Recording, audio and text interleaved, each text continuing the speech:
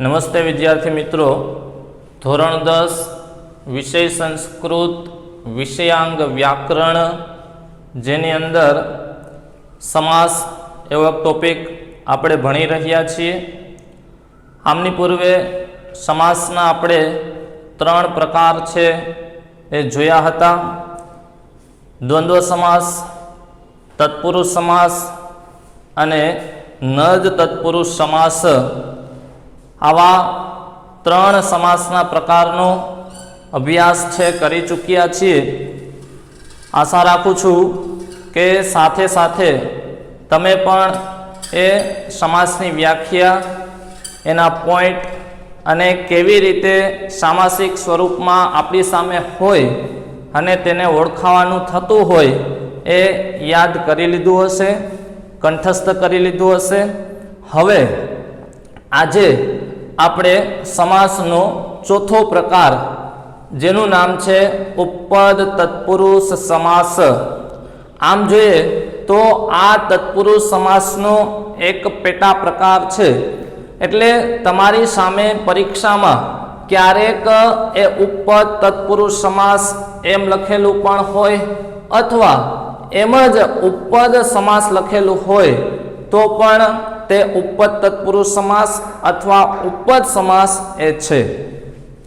हवे उपपद तत्पुरुष समास केवी रीते बने छे तेनी व्याख्या शुं छे, एनी विशिष्टता शुं छे, केम खबर पड़शे आपने के आ जे सामासिक पद छे ते उपपद समास छे। तो चालो हवे तेना विषयनो आपणे अभ्यास करीए। एनी व्याख्या छे, जे समासनुं पूर्व पद एटले पहलू पद। हवे तमे आ बधा ज नामथी धीमे धीमे परिचित थई चूक्या हशो के पूर्व पद एटले सामासिक पदनुं जे पहलू पद छे ते।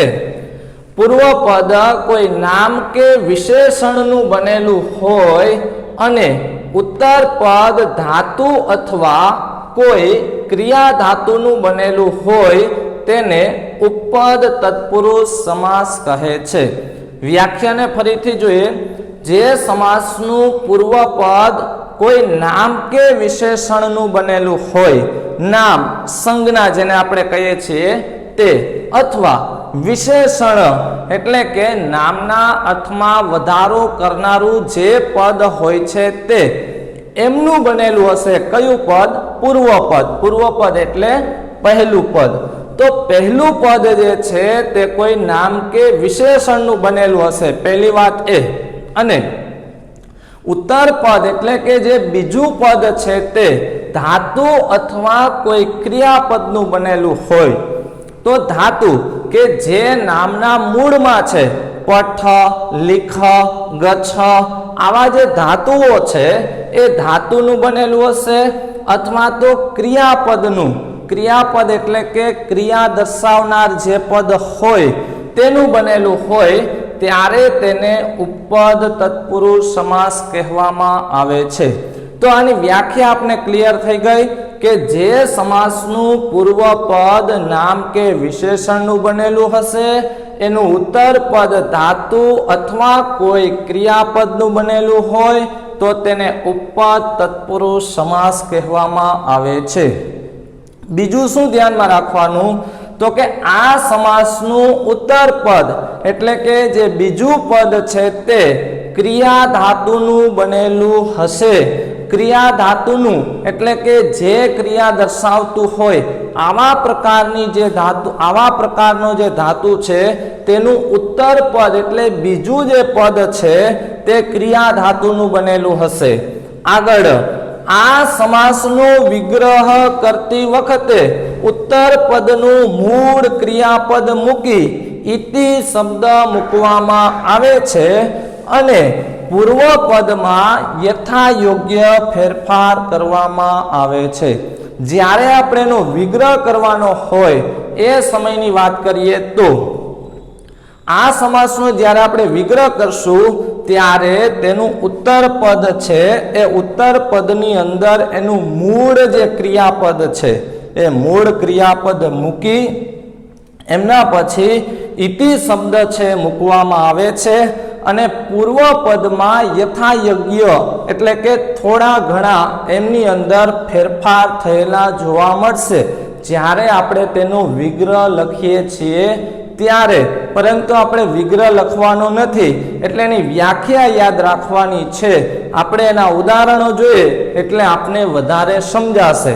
તો આપણી સામે જ્યારે સામાસિક સ્વરૂપમાં હશે ત્યારે તે કેવી રીતે હશે? તો કે સામાસિક સ્વરૂપમાં શબ્દ આપેલો છે જલદહ. હવે જલદહ શબ્દનો અર્થ છે એ આપને ખબર હોવી જોઈએ. હવે જલદહનો આપણે વિગ્રહ કરીએ તો જલદહ એટલે શું? તો કે જલમ દદાતિ ઇતિ. જલમ એટલે પાણી, દદાતિ આપનાર, પાણી આપનાર. તો આપણે અહીંયા જોયું હતું ઉપર તત્પુરુષ સમાસમાં કે એમની અંદર એનું જે પૂર્વ પદ છે તે પૂર્વ પદ કોઈ નામ કે વિશેષણનું બનેલું હોય, એનું ઉત્તર પદ છે ક્રિયા ધાતુ. જો હવે તમને ખ્યાલ આવતો હશે, આપ દદાતી આપનાર, તો આપવાની શું કરે છે? શું કરે છે? ક્રિયા કરે છે. તો સમજાતું હશે તમને કે આપવાની એ ક્રિયા કરનાર છે, બરાબર? એટલા માટે જલમ દદાતી ઇતિ, તો પાણી આપનાર. તો એનું ઉત્તર પદ ક્રિયા ધાતુનું બનેલું હોય ત્યારે તે ઉપર તત્પુરુષ સમાસ બને છે. આગળ જોઈએ ગૃહસ્થ. તો ગૃહસ્થ કોને કહેવાય? તો કે ગૃહે તિષ્ઠતિ, રહેનાર. તો એ રહેવાની ક્રિયા કરે છે. ક્યાં? ઘરની અંદર. તો કે ગૃહસ્થ, તો કે ગૃહે તિષ્ઠતિ ઇતિ, ઘરમાં રહેનાર. તો ગુજરાતીમાં આમનો જ્યારે તમે વિગ્રહ કરો ત્યારે નાર કે કાર એવા પ્રત્યયો તમને જોવા મળતા હોય, એમ સંસ્કૃતની અંદર જ્યારે આપણે એનો વિગ્રહ કરીએ ત્યારે ઇતિ આવો શબ્દ છે એ લખવાનો થતો હોય છે. તો ગૃહસ્થ, ગૃહે તિષ્ઠતિ ઇતિ, ગૃહે ઘરમાં. આ નામ આખું જોઈએ તો આપણે નામ કે વિશેષણ જેવું એક સામાસિક પદ દેખાય છે. એનો વિગ્રહ કરીએ ત્યારે ગૃહે તિષ્ઠતિ એટલે ઘરમાં રહેનાર. તો રહેવાની એક ક્રિયા કરે છે. તો એક ક્રિયાપદ એનું ઉત્તર પદ આપને જોવા મળે.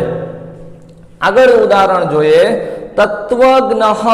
તો કે તત્વમાં જાનાતિ ઇતિ, તત્વમાં તત્વને જાણનાર. તો એ શું ક્રિયા કરે છે? તો કે જાણવાની ક્રિયા કરે છે, તત્વને જાણવાની ક્રિયા કરે છે.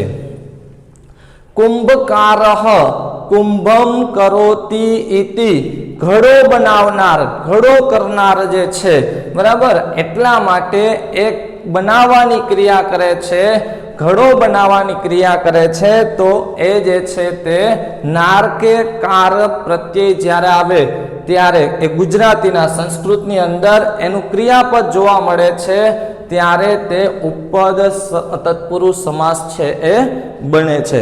તો ઉપપદ તત્પુરુષ સમાસની અંદર આપણે યાદ રાખવાનું છે કે તેનું પૂર્વપદ કોઈ ક્રિયા ધાતુનું કોઈ નામ કે વિશેષણનું બનેલું હશે, એનું ઉત્તર પદ છે એ કોઈ ક્રિયા ધાતુનું બનેલું હશે. આવું જ્યારે સામાસિક પદ આપણી સામે આવે ત્યારે તે છે એ ઉપપદ તત્પુરુષ સમાસ છે એ બનશે. હવે એના પછીનો જે સમાસ છે તે સમાસનું નામ છે અવ્યયી ભાવ સમાસ. અવ્યય તો જેનો વ્યય ન થતો હોય, આવા પ્રકારનો ભાવ જેમની અંદર સમાયેલો હોય તેને અવ્યયી ભાવ સમાસ કહેવામાં આવે છે. એમની વ્યાખ્યા જોઈએ. જે સમાસનું પૂર્વ પદ અવ્યયનું બનેલું હોય અને આખો સમાસ અવ્યય તરીકે વપરાતો હોય તેને અવ્યયી ભાવ સમાસ કહેવામાં આવે છે. પૂર્વ પદ એટલે કે પહેલું પદ. હવે આપણી સામે જ્યારે અવ્યયી ભાવ સમાસ હશે ત્યારે વિદ્યાર્થી મિત્રો તેમની અંદર એનું પૂર્વ પદ છે તે અવ્યયનું બનેલું હશે. દાખલા તરીકે આપણે હમણાં જોશું કે યથા, સહ, પ્રતિ આ જે છે તે ઉપસર્ગ તે અવ્યયો છે. તો એમના આ પૂર્વપદની અંદર અવ્યય હશે, એટલે અને આખો જે સમાસ છે તે અવ્યય તરીકે વપરાતો હોય તો એને અવ્યય ભાવ સમાસ કહેવામાં આવે. આ સમાસના પૂર્વપદમાં અવ્યય હોય અને સમાસના અર્થમાં અવ્યયનો જ અર્થ મુખ્ય હોય છે. તો સમાસના અર્થની અંદર જે પૂર્વપદમાં અવ્યય વપરાયેલું છે તે અવ્યયનો મુખ્ય અર્થ રહેલો હોય તેને અવ્યય ભાવ સમાસ કહે છે. બીજું, આ સમાસ પૂર્વપદ પ્રધાન સમાસ છે. આગળ આપણે જોયું હતું કે કોઈક સમાસ છે પૂર્વપદ છે, કોઈક સમાસ છે ઉત્તરપદ પ્રધાન છે, કોઈક સમાસ ઉભયપદ કે સર્વપદ પ્રધાન સમાસ છે. તો એમાંનો અવ્યય ભાવ સમાસ છે તે પૂર્વપદ પ્રધાન સમાસ છે, કારણ કે તેમની અંદર જે અવ્યય રહેલું છે તે પૂર્વપદમાં લાગેલું હશે અને તેમનો જ મુખ્ય અર્થ જોવા મળતો હશે. હવે આ સમાસનું પૂર્વપદ યથા, સહ, પ્રતિ, અનુ, નિર, ઉપ વગેરે જેવા અવ્યયનું બનેલું હોય છે. તો જ્યારે આપણી સામે સામાસિક સ્વરૂપમાં જે શબ્દ આવશે ત્યારે તેનું પૂર્વપદ છે એટલે પહેલું પદ છે તે યથા, સહ, પ્રતિ, અનુ, ઉપ, નિર આવા જે ઉપસર્ગો છે તે ઉપસર્ગોનું બનેલું હશે ત્યારે તે અવ્યય ભાવ સમાસ છે એ બનશે. બીજું, આમનો જ્યારે વિગ્રહ કરીએ ત્યારે શું ધ્યાનમાં રાખવાનું છે તો કે આ સમાસનો વિગ્રહ કરતી વખતે મોટે ભાગે, એટલા માટે આ મોટે ભાગે શબ્દનો પ્રયોગ કર્યો કે દરેકે દરેક સામાસિક પદમાં આવો શબ્દ અનતિક્રમ્ય યથા સ્યાત તથા એવો શબ્દ આવે જરૂરી નથી. એટલે મોટે ભાગે અનતિક્રમ્ય યથા સ્યાત તથા શબ્દનો ઉપયોગ થાય છે. જ્યારે આ સમાસનો આપણે વિગ્રહ કરશું ત્યારે મોટે ભાગે તેમની અંદર છે અનતિક્રમ્ય યથા સ્યાત તથા શબ્દનો ઉપયોગ થાય છે. જોઈએ એમના ઉદાહરણો. આપણી સામે સામાસિક પદ હશે યથાશક્તિ. આપણે હમણાં આગળ જોયું કે અવ્યય ભાવ સમાસ ખૂબ જ સહેલો છે. તેમની અંદર એમના પૂર્વ પદમાં ઉપસર્ગો યથા, સહ, પ્રતિ, અનુ વગેરે જેવા અવ્યયો છે એ આપેલા હશે.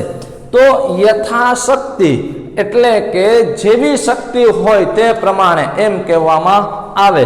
પણ એનો જ્યારે આપણે વિગ્રહ કરીએ તો શક્તિમ અનતિક્રમ્ય યથા સ્યાત તથા, શક્તિમ અનતિક્રમ્ય યથા સ્યાત તથા એટલે શક્તિ પ્રમાણે, જેવી શક્તિ હોય તે પ્રમાણે. યથામતિ, ગુજરાતી આપણે કહીએ તો મતિ પ્રમાણે, બુદ્ધિ પ્રમાણે, મતિ એટલે કે. તો મતિમ અનતિક્રમ્ય યથા સ્યાત તથા આપણે આવો એનો કોઈ વિગ્રહ લખવાનો નથી. એટલે તમારે માત્ર આ જે સામાસિક પદ છે તે સામાસિક પદમાં યથા, તથા આવા જે સ જે એવા અવ્યયો છે, પ્રતિ આવા જે અવ્યયોનું જ તમારે ધ્યાન રાખવાનું રહેશે. સરુચિ એ જરૂરી નથી કે આપણે કીધું અનતિક્રમ્ય એવું આવે જ. સરુચિ તો રુચ્યા સહ યથા સ્યાત તથા રુચિ પ્રમાણે, જેવી જેની રુચિ આવો જ્યારે શબ્દ પ્રયોગ કરવામાં આવે ત્યારે તેમની અંદર છે તે અવ્યય ભાવ સમાસ બનતો હોય છે. ફરીથી આપણે જોઈએ તો અવ્યય ભાવ સમાસ ખૂબ જ સહેલો છે. એમની અંદર એનું પૂર્વ પદ અવ્યયનું બનેલું હશે ત્યારે તે અવ્યય ભાવ સમાસ છે બનેલો હોય. આગળ જોઈએ દ્વિગુ સમાસ. હવે એની વ્યાખ્યા જોઈએ.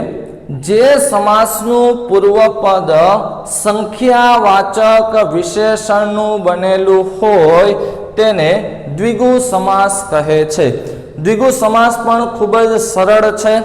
જે સમાસનું પૂર્વ પદ પૂર્વપદ એટલે કે પહેલું પદ સંખ્યાવાચક સંખ્યા આપ બધા જાણો છો કે 1 2 5 10 15 20 આ બધી જ સંખ્યાઓ છે એ સંખ્યાવાચક વિશેષણનું એટલે કે કોઈક ઉત્તર પદની વિશેષતા દર્શાવતું હશે પૂર્વપદ પણ તે જે પૂર્વપદ છે તે પૂર્વપદ સંખ્યાના સ્વરૂપમાં હશે જ્યારે સંખ્યાના સ્વરૂપમાં પૂર્વપદ રહેલું હોય અને ઉત્તર પદની એ વિશેષતા દર્શાવતું હોય ત્યારે તે દ્વિગુ સમાસ બને છે આવું આપણે ચોખવટ એટલા માટે કરીએ છીએ કે કર્મધારય સમાસની અંદર પણ આવું જ હશે આગળ આપણે જ્યારે જોશું ત્યારે કે તેમની અંદર પણ એનું પૂર્વપદ વિશેષણનું બનેલું હશે પરંતુ ત્યાં સંખ્યા નહીં હોય અહીંયા જે છે દ્વિગુ સમાસ તેનું પૂર્વપદ છે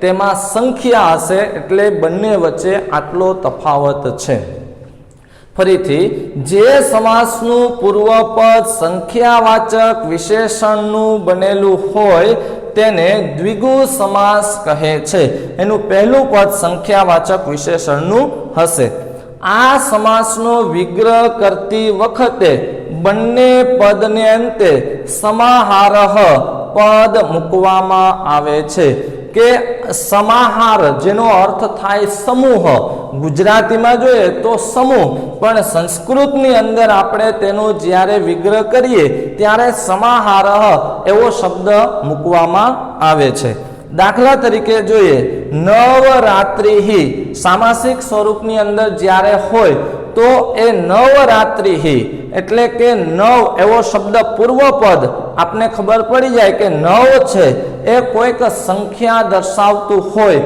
એવું આપને જાણવા મળે છે તો નવાનામ રાત્રિનામ સમાહારઃ જ્યારે એનો વિગ્રહ કરીએ ત્યારે પૂર્વપદ અને ઉત્તરપદ જે છે તેને ષષ્ઠી વિભક્તિ બહુવચનમાં મૂકવામાં આવતું હોય છે એટલે નવરાત્રિઓનો સમૂહ એમ એમનું ગુજરાતી થાય તો પૂર્વ રાત્રિ છે પણ કેટલી રાત્રિઓ છે તો કે 9 છે તો નવરાત્રિની આ વિશેષતા દર્શાવી છે 9 છે તે પરંતુ 9 ને આપણે સમજવું હોય તો 9 શું છે તો કે સંખ્યા છે એટલા માટે એ સંખ્યાવાચક વિશેષણ હોવાથી તે દ્વિગુ સમાસ છે બને છે બીજું ત્રિકાલઃ તો ત્રયાણામ કાલાનામ સમાહારઃ એટલે કે 3 કાળનો સમૂહ તો 3 છે તે આપને સંખ્યા દર્શાવે છે જેથી કરીને તે દ્વિગુ સમાસ બને છે